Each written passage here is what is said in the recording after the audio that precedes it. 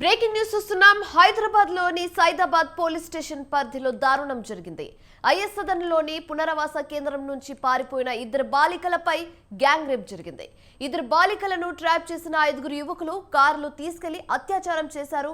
5 యువకులు అయితే ఈ నేపథ్యంలో నిందితులను పోలీసులు అరెస్టు చేశారు.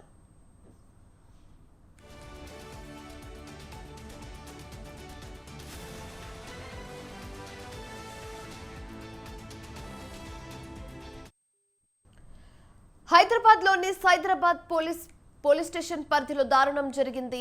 ఐఎస్ సదన్లోని పునరావాస కేంద్రం నుంచి పారిపోయిన ఇద్దరు బాలికలపై గ్యాంగ్ రేప్ జరిగింది. ఇద్దరు బాలికలను ట్రాప్ చేసిన 5 యువకులు కారులో తీసుకెళ్లి అత్యాచారం చేశారు. అయితే ఈ నేపథ్యంలో నిందితులను పోలీసులు అరెస్ట్ చేశారు. ఇదే అంశానికి సంబంధించి తాజా సమాచారం మా కరెస్పాండెంట్ పవన్ ఫోన్ ద్వారా అందిస్తారు. పవన్, చెప్పండి.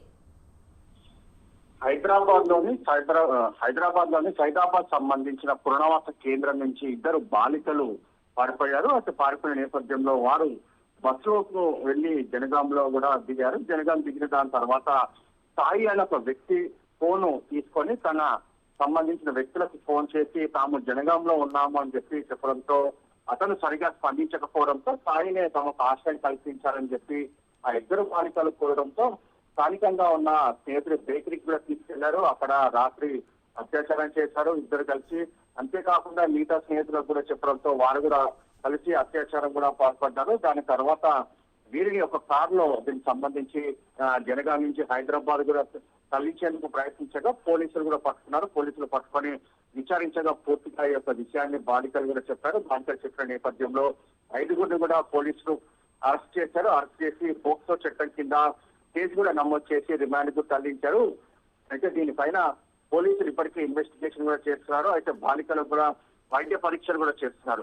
మొత్తానికి చూస్తే తమకు ఆశ్రయం కల్పించాలని చెప్పి కూడా బాలికలు కోరడంతో వీరంతా కూడా 5 కలిసి లైంగిక దాడికి పాల్పడ్డారని చెప్పి కూడా పోలీసులు దీనికి సంబంధించి అన్ని ఆధారాలు కూడా సేకరించారు. ఆధారాలు సేకరించిన నేపథ్యంలో దీనికి సంబంధించి పలు సెక్షన్ల కింద పోక్సో చట్టం కింద కేసు కూడా నమోదు చేశారు. మొత్తానికి చూస్తే ఈ కేసులో ఇంకా దర్యాప్తు చేయాల్సి ఉంది. ఇంకా 5 కాక ఇంకెవరిదైనా ప్రమేయం ఉందా లేదా అనే దానిపైన కూడా ప్రజలు దర్యాప్తు చేస్తున్నామని చెప్పి మరోవైపు పోలీసులు కూడా చెప్తున్నారు. పోలీసులు చెప్తున్న నేపథ్యంలో దీనికి సంబంధించి బాలికలు ఎక్కడైతే పునరావాస కేంద్రం నుంచి వెళ్లిపోయారో అక్కడ సీసీ ఫుటేజ్ కూడా పోలీసులు సేకరిస్తున్నారు. అంతేకాకుండా జనగాంలో వీరు బస్సు దిగిన దాని తర్వాత సాయి అనే వ్యక్తి ద్వారా ఫోన్ లో ఎవరికి ఫోన్ చేశారో ఆ తర్వాత ఏం జరిగిందనే దానిపైన కూడా దర్యాప్తు చేస్తున్నామని చెప్పి పోలీసులు అంటున్నారు. Right, thanks for the updates, Pawan.